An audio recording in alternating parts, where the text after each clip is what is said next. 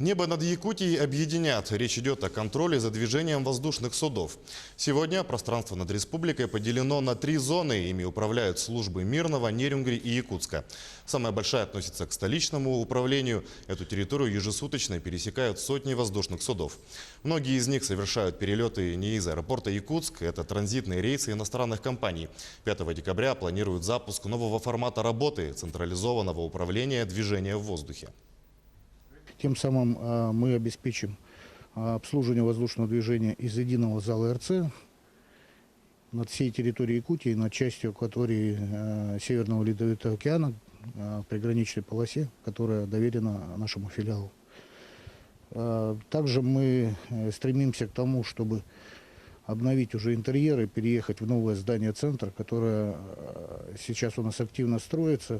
На сегодняшний момент уже подготовлены помещение под размещение технологического оборудования. Вот этот зал, он будет играть роль резервного центра, резервной системы, когда мы запустимся